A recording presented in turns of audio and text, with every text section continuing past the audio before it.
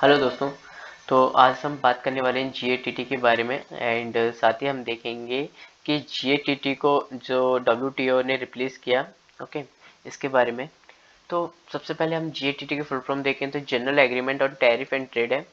And इसका हम trace कर सकते हैं, इसका जो रूट्स है हम ट्रेस कर सकते हैं ब्रिटेन वुड इंस्टीट्यूशन या कॉन्फ्रेंस था वहाँ से, जिसका काम था रेगुलेशन ऑफ इंटरनेशनल ट्रेड का। ठीक है।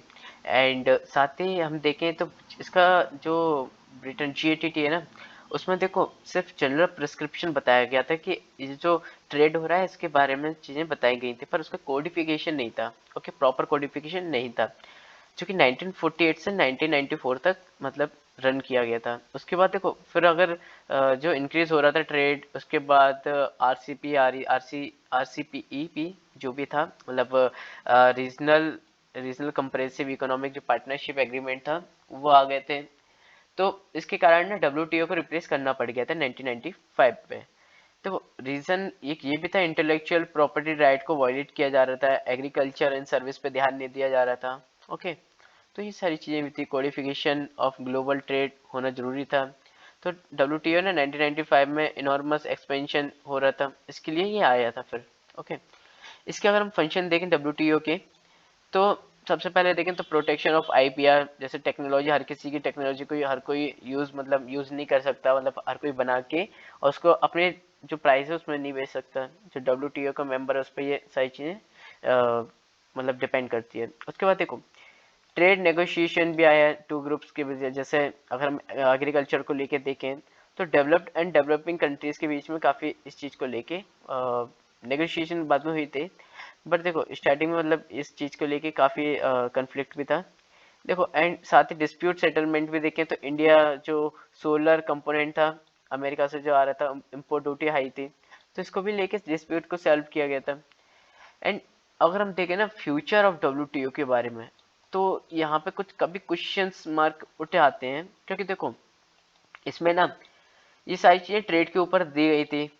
पर देखो ये ना स्टार्टेड, मतलब जो वॉर है ना, ट्रेड वॉर, ये स्टार्टेड है ट्रम्प एडमिनिस्ट्रेशन से। किसके बीच में? यूएस एंड चाइना के बीच में, मतलब जो सुपर पावर और ग्रेट पावर ही खुद लड़ रही है। तो डब्ल्यूटीओ का क्या मतलब फ्यूचर रह गया है? ओके, तो इस चीज पे कभी क्वेश्चन मार्क लग जाता है। एंड मेगा ट्रेड डील्स होनी थी, तो आरसीईपी के आने के बाद, मतलब जो रीजनल कंप्रेसिव इकोनॉमिक जो पार्टनरशिप है, इसके आने के बाद ना इक्वली ट्रीट नहीं किया जा रहा है जो जो इसके मेंबर्स हैं आरसीईपी के। तो वो सारी चीजें तो हो रही हैं, पर उसके बावजूद जो और लोग हैं ना, उससे म्यूचुअल रिस्पॉन्सिबिलिटी, मतलब रेसिप्रोसिटी, नॉन डिस्क्रिमिनेशन, ये सारी चीजें आई थी। पर ये डिस्क्रिमिनेशन तो हो ही रहा है ना, मतलब हम अपने अपने जो पार्टनर्स हैं उनको हम सस्ता तेल दे देंगे, पर बच्चे कुचे को तो उनको तो महंगा में देंगे। तो ये सारी चीजें नॉन डिस्क्रिमिनेशन डिस्क्रिमिनेशन में आ रही ना। तो difference between developed and not follows developing countries, मतलब जो ये सारी चीजें थी, डिफरेंसेस भी हैं। उसके बाद देखो अगर हम देखें इस वे फॉरवर्ड डब्ल्यूटीओ के बारे में, तो इसके रूल्स को है ना थोड़ा रिफॉर्म होनी चाहिए। New set of rules to tackle emerging situations, e commerce से डिजिटल ट्रेड होना चाहिए। अनफेयर जो ट्रेड प्रैक्टिस चल रही है जैसे लाइक चाइना, इसको भी ध्यान देना चाहिए। एंड ट्रस्ट बिल्डिंग होनी चाहिए among members countries, third world countries है ना, उनको ट्रस्ट होना चाहिए इस चीज़ के ऊपर कि डब्ल्यूटीओ मतलब जो डेवलप्ड कंट्रीज है उनके ऊपर नहीं चल रहा है। ओके, उसके बाद देखो अचीवमेंट ऑफ देखे ना डब्ल्यूटीओ का, तो कार्डिफिकेशन ऑफ ग्लोबल ट्रेड है ना। उसके बाद एग्रीमेंट किए हैं, ट्रेड नेगोशिएशन भी किए हैं।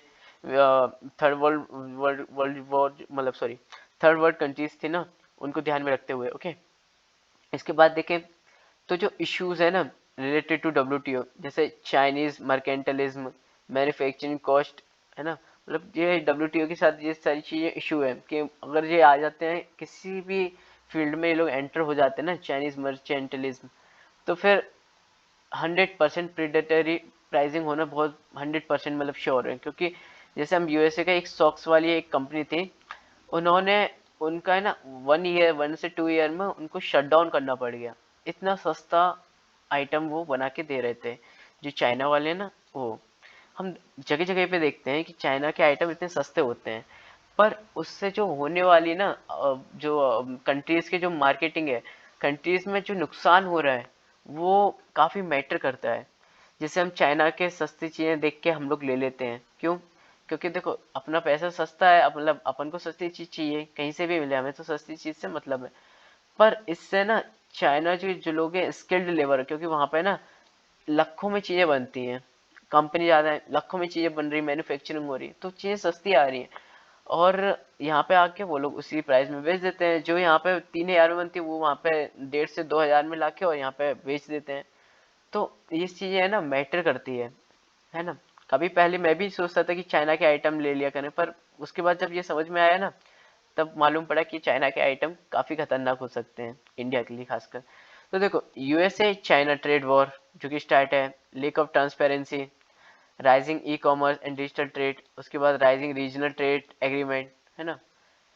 तो हमने ये देखा, उसके बाद हम देखते हैं थ्योरेटिकल पोर्शन। तो जैसे आपने देखा कि इसके रूट्स ब्रिटेन वुड कॉन्फ्रेंस हम देख सकते हैं, 1994 में इसके बारे में बात हुई थी, स्ट्रक्चर प्रिपेयर किया गया था पोस्ट वर्ल्ड वॉर सेकेंड के बाद।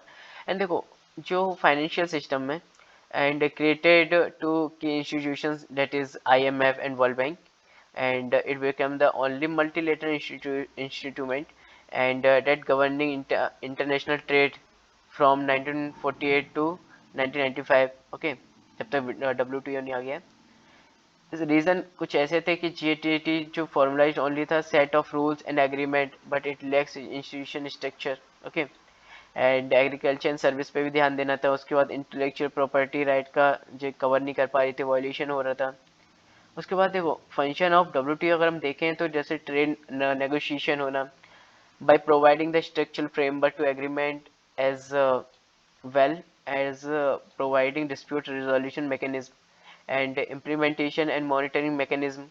It ensures significant countries adhere to their commitment in practice, and it also produces research based on impact of a agreement on the economics of the countries evolved. मतलब जो देखो country से ना जो वादा कर रहे हैं तो उनको उस पर ना एकदम अड़े रहना चाहिए, ऐसा मतलब इस चीज को लेके। तो ये WTO देखेगा, okay.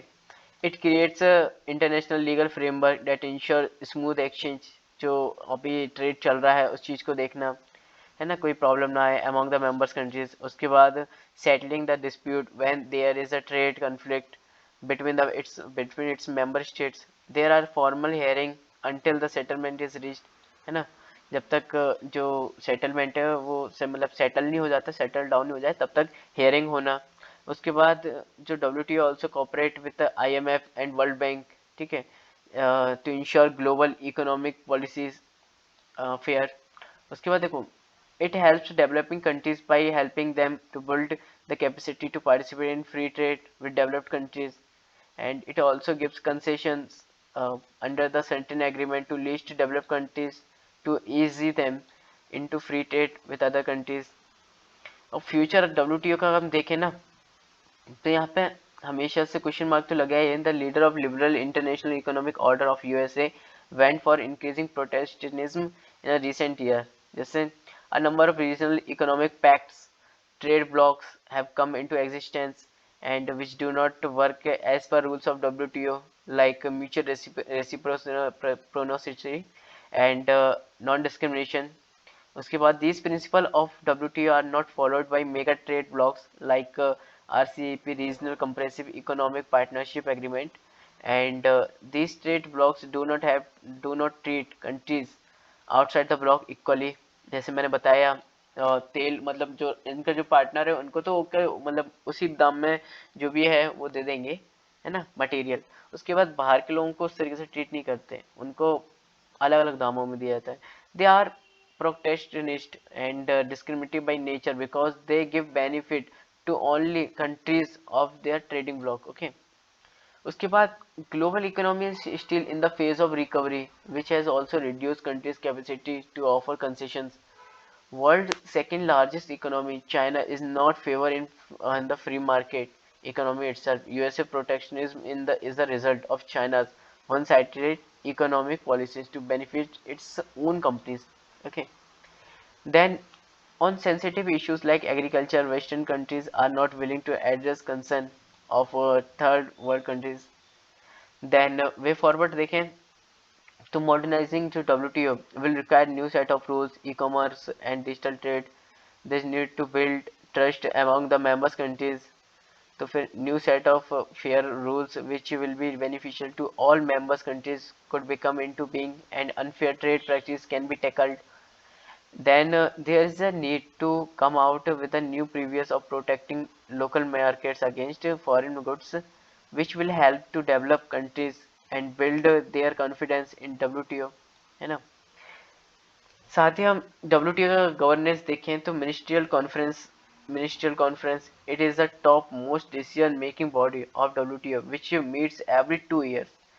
Then General Council, it is the WTO's highest decision making body located in Geneva. Okay, it meets regularly to carry out the function of WTO. And then the Trade Policy Review Body.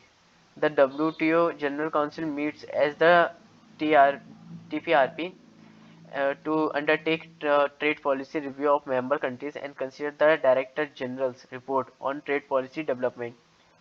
Dispute settlement body also. The General Council or convenes as a convene and is a dispute settlement body to deal with the dispute between the members countries. और achievement की अगर हम बात कर रहे हैं, WTO achievement and codification of global trade. WTO has framed the binding rules for global trade in the good and services, and it also enhance the value and quantity of trade by eradicating trade and non trade barriers. मतलब codification कर रहे थे कि क्या क्या follow करना चाहिए, है ना, ग्लोबल ट्रेड में. The surge in global value chain, the predictable market conditions and improvement communications by WTO have enabled the rise of global value chain, and trade within those value chains today accounts for most 70% of total mercantile trade. Various agreement and trade negotiations by WTO have recognized that poor countries must benefit by lowering import barriers on the least developing countries' export. Then issue related WTO like Chinese mercantilism, and Chinese mercantilism has created tension in the global trading system. China states owned enterprises present a major challenge to free market to trading system. And USA China trade war, it took place during the Trump administration, which not only distorted the free trade structure of the world but also impacted the trade of other dependent countries. And there is a lack of transparency in the WTO negotiations, as there is no agreed definition of what constitutes developed or developing countries at WTO. Rising e-commerce and digital trade. The global trade structure of WTO has changed over the last 2 decades, and WTO has not kept pace with the changes. Rising deadlock, and WTO is facing challenges in terms of unilateral measures, countermeasures by some members. Deadlock is an important area of negotiations. Okay, and rise of regional trade agreements. It impacts WTO multilateral trading system, violate WTO's principle of members, non-discriminations of all WTO members. WTO and India, इस topic को हम next video में cover करेंगे. तो आज के लिए बस इतना ही. तो मिलते हैं अपनी नेक्स्ट वीडियो में नेक्स्ट टॉपिक के साथ. Thank you so much.